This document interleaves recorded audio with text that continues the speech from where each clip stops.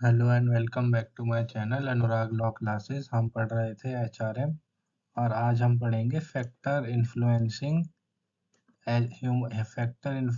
Human resource planning HRP.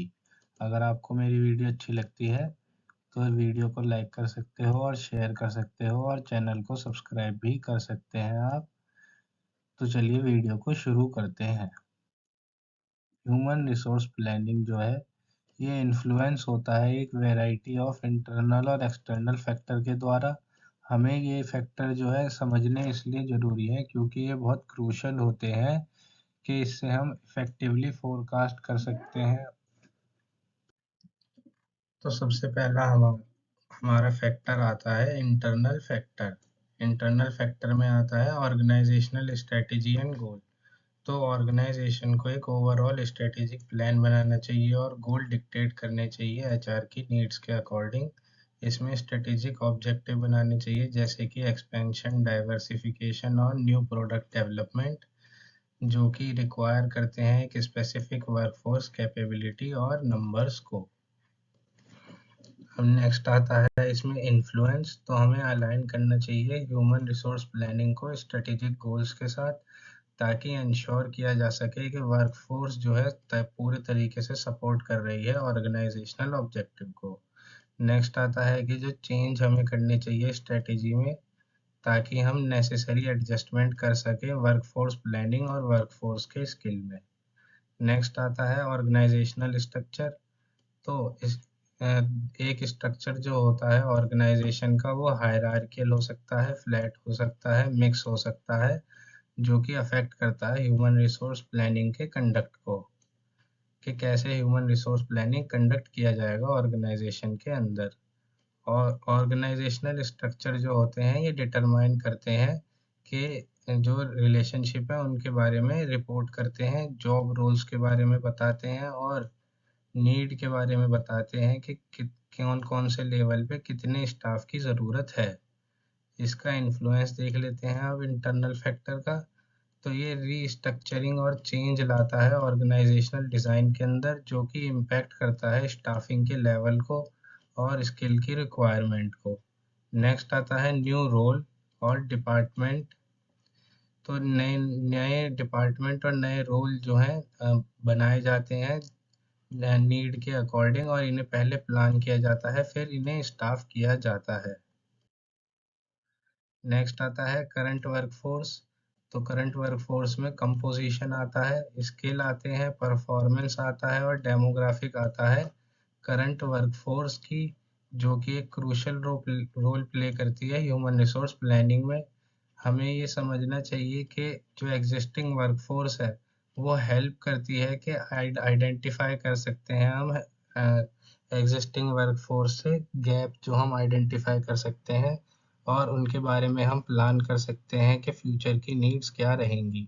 अब इसका influence देख लेते हैं। तो इसमें हमें असेस करने होते हैं करंट स्किल और परफॉर्मेंस को, जो कि हेल्प करती है कि आइडेंटिफाई करें, हेल्प करती है कि ट्रेनिंग की ज़रूरत है या नहीं है, या फिर कौन से पोटेंशियल एरिया है जहाँ पे रिक्रूटमेंट की ज़रूरत है। नेक्स्ट आता है कि ये वर्कफोर्स और डेमोग्राफिक्स को इन्फ्लुएंस करती है, जैसे कि एज और टेन्योर। इससे सक्सेशन प्लानिंग होता है और रिटायरमेंट के प्रोजेक्शंस कैलकुलेट किए जाते हैं। नेक्स्ट आता है फाइनेंशियल रिसोर्सेज। तो इसमें ऑर्गेनाइजेशन की फाइनेंशियल हेल्थ और बजट के कंस्ट्रेंट्स जो है इम्पैक्ट करते हैं ह्यूमन रिसोर्स प्लानिंग के डिसीजन पे। इसमें रिक्रूटमेंट आता है, ट्रेनिंग आता है और कंपनसेशन आता है। अब इसका इन्फ्लुएंस देख लेते हैं। तो बजट अगर लिमिटेड बजट है तो वो रेस्ट्रिक्ट करता है हायरिंग को और इन्फ्लुएंस करता है डिसीजन को जो जो सैलरी और बेनिफिट से रिलेटेड होते हैं। नेक्स्ट है कि फाइनेंशियल प्रोजेक्शन जो है ये अफेक्ट करती हैं कि इसमें इन्वेस्टमेंट एम्प्लॉय कितना इन्वेस्ट करेगा, ह्यूमन रिसोर्स कितना इन्वेस्ट करेगा एम्प्लॉय डेवलपमेंट में और अदर एचआर के इनिशिएटिव्स में। अब नेक्स्ट आता है टेक्नोलॉजी एंड सिस्टम। तो टेक्नोलॉजिकल एडवांसमेंट और सिस्टम जो है ये इम्पैक्ट करते हैं ह्यूमन रिसोर्स की प्रोसेस को और वर्क फोर्स की रिक्वायरमेंट को। टेक्नोलॉजी चेंज होती रहती है, जो कि क्रिएट करती है न्यू रोल और री स्किलिंग इसमें बहुत ज़्यादा रिक्वायर होती है एग्जिस्टिंग एम्प्लॉयज़ के लिए। अब इसका इन्फ्लुएंस देख लेते हैं, तो इसमें अडॉप्ट की जाती हैं न्यू टेक्नोलॉजीज़ जो कि जिसकी वजह से एडिशनल ट्रेनिंग एम्प्लॉयज़ को मिलती है, और जो न्यू हायर्स होते हैं वो स्पेशलाइज्ड होते हैं इन सब स्किल से। नेक्स्ट आता है एचआर सिस्टम। तो ह्यूमन रिसोर्स इंफॉर्मेशन सिस्टम का यूज़ किया जाता है ताकि इम्प्रूव कर सकें वर्कफोर्स प्लानिंग को, एफिशिएंसी को और डेटा मैनेजमेंट को। नेक्स्ट आता है कल्चर एंड क्लाइमेट। तो ऑर्गेनाइजेशन का जो कल्चर होता है और जो क्लाइमेट होता है, ये इन्फ्लुएंस करता है एचआर की प्रैक्टिसेस को और एम्प्लॉय के एक्सपेक्टेशन को। एक पॉजिटिव जो कल्चर होता है वो सपोर्ट करता है इफेक्टिव ह्यूमन रिसोर्स प्लानिंग को, और ये फॉस्टर करता है कि एम्प्लॉय ज़्यादा एंगेज रहें, और अलाइनमेंट करता है ये ऑर्गेनाइजेशन गोल का एम्प्लॉय के गोल के साथ। नेक्स्ट आता है इसका इन्फ्लुएंस देख लेते हैं। तो एक कल्चर जो होता है, जो एक कल्चर जो है एम्फेसाइज करता है इनोवेशन के लिए, कोलैबोरेशन के लिए, और इसमें स्पेसिफिक स्किल की ज़रूरत होती है, और इसमें टीम का स्ट्रक्चर भी स्पेसिफिक होता है। नेक्स्ट आता है ऑर्गेनाइजेशनल क्लाइमेट। जो है ये अफेक्ट करता है एम्प्लॉय के सेटिस्फेक्शन को और रिटेंशन को, जिससे कि इम्पैक्ट होता है वर्क फोर्स की प्लानिंग पे। अब आगे देखते हैं। नेक्स्ट आते हैं एक्सटर्नल फैक्टर। तो इसमें पहला आता है इकोनॉमिक कंडीशन। तो इकोनॉमिक एनवायरनमेंट बहुत बड़ा ब्रॉडर एस्पेक्ट है जो कि अफेक्ट करता है लेबर की मार्केट को, एम्प्लॉयमेंट के रेट को और वेज के लेवल्स को। इकोनॉमिक कंडीशन जो है ये डायरेक्टली इन्फ्लुएंस करती है हायरिंग, कंपनसेशन और वर्कफोर्स की प्लानिंग को। अब इसका इन्फ्लुएंस देख लेते हैं। तो इकोनॉमिक डाउनटर्न जब आता है तो इसकी वजह से हायरिंग कम हो जाती है और ले ऑफ ज़्यादा हो जाते हैं, और इस जब इकोनॉमिक ग्रोथ आता है तो रिक्रूटमेंट ज़्यादा होती है और मार्केट का एक्सपेंशन भी होता है, कंपनी का एक्सपेंशन भी होता है। नेक्स्ट आता है कि जब इन्फ्लेशन होता है और वेज के ट्रेंड जो होते हैं ये इम्पैक्ट करते हैं कि कंपनसेशन को कैसे प्लान किया जाए और बजट को किस तरीके से एलोकेट किया जाए। नेक्स्ट आता है लेबर मार्केट ट्रेंड। तो इसमें हम ट्रेंड देखते हैं लेबर के मार्केट में क्या ट्रेंड चल रहे हैं, जैसे कि इसमें हम ट्रेंड देखते हैं लेबर मार्केट में क्या ट्रेंड चल रहे हैं, जैसे कि सप्लाई और डिमांड किसी स्पेसिफिक स्किल का, जो कि रिक्रूटमेंट को अफेक्ट करता है और वर्कफोर्स प्लानिंग को अफेक्ट करता है। अब इसका इन्फ्लुएंस देख लेते हैं।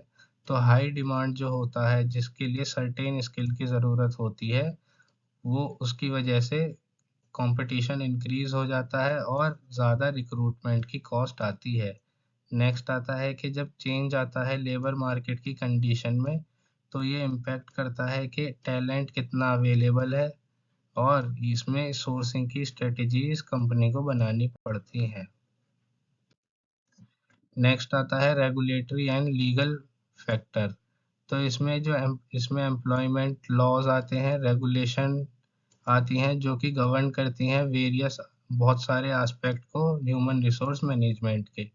इसमें हायरिंग आता है, कंपनसेशन आता है, बेनिफिट आता है और वर्क प्लेस सेफ्टी भी आता है।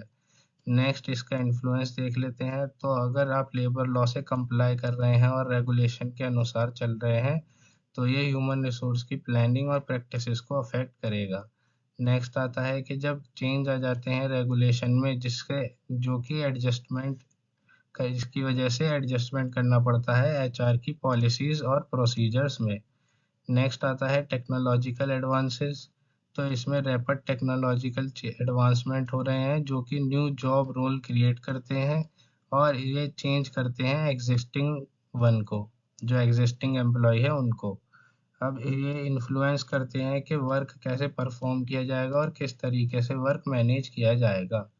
अब इन्फ्लुएंस देख लेते हैं। तो जो इमर्जिंग टेक्नोलॉजीज हैं उनके लिए नए स्किल की ज़रूरत है, न्यू जॉब रोल्स की ज़रूरत है, और ये इम्पैक्ट करती है वर्कफोर्स प्लानिंग को। अब नेक्स्ट आता है ऑटोमेशन और डिजिटल टूल्स जो हैं ये इन्फ्लुएंस करते हैं जॉब के डिज़ाइन को और ऑपरेशनल एफिशिएंसी को। अब नेक्स्ट आता है कम्पेटिटिव एनवायरनमेंट। तो कम्पेटिटिव लैंडस्केप जो है ये अफेक्ट करता है टैलेंट एक्विजिशन को, रिटेंशन की स्ट्रेटजीज को, और ऑर्गेनाइजेशन को हमेशा compete करने चाहिए स्किल्ड एम्प्लॉयज़ के लिए, ताकि और रेस्पॉन्ड करना चाहिए इंडस्ट्री स्पेसिफिक चैलेंजेस को।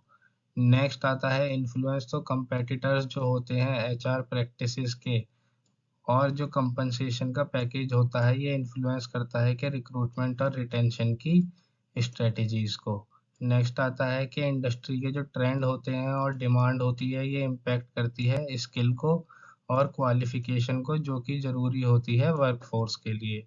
नेक्स्ट आता है सोशल एंड डेमोग्राफिक चेंजेस। तो इसमें चेंज किए जाते हैं डेमोग्राफिक्स में, जैसे कि age distribution, education level, cultural diversity, या फिर जो कि इन्फ्लुएंस करते हैं ह्यूमन रिसोर्स प्लानिंग को। नेक्स्ट आता है इन्फ्लुएंस। तो इसमें वर्कफोर्स वर्कफोर्स जो है एज बहुत ज़्यादा मतलब ओल्ड हो जाती है वर्कफोर्स, और इसमें जो रिटायरमेंट के प्रोजेक्शन है वो अफेक्ट करते हैं सक्सेशन प्लानिंग को और टैलेंट डेवलपमेंट को। नेक्स्ट आता है डेमोग्राफिक शिफ्ट जो होती हैं, ये इन्फ्लुएंस करती हैं रिक्रूटमेंट की स्ट्रेटजीज को, और ये डाइवर्सिटी लाती है इनिशिएटिव्स के अंदर। नेक्स्ट आता है ग्लोबलाइजेशन। तो ग्लोबलाइजेशन में हम ग्लोबल बिजनेस के ऑपरेशन और इंटरनेशनल मार्केट का क्या इम्पैक्ट रहता है एचआरपी पे, जो कि मैनेजमेंट के लिए ज़रूरी होता है, और इसमें डाइवर्स ज्योग्राफिकली और डिस्पर्स्ड वर्कफोर्स होती है।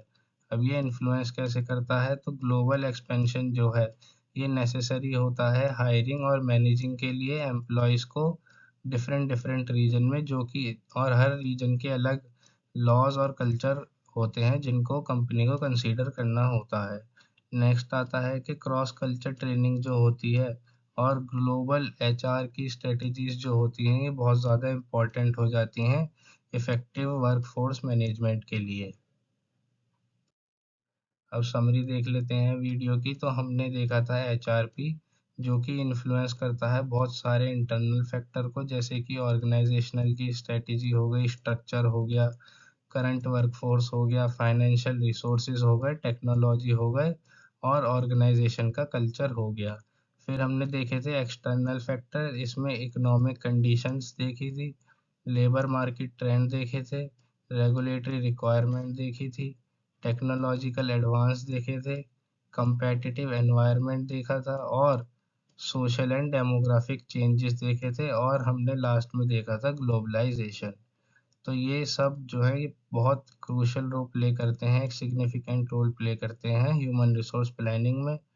इनकी वजह से हम समझ पाए और एनालाइज कर पाए कि ये जो फैक्टर हैं ये इनेबल करते हैं ऑर्गेनाइजेशन को कि वो इफ़ेक्टिव ह्यूमन रिसोर्स के प्लान को डेवलप कर सके, और ये ह्यूमन रिसोर्स के प्लान अलाइन होते हैं स्ट्रेटेजिक गोल्स के साथ, ताकि कंपनी जो है अडेप्ट कर सके चेंजिंग कंडीशंस के अकॉर्डिंग। धन्यवाद।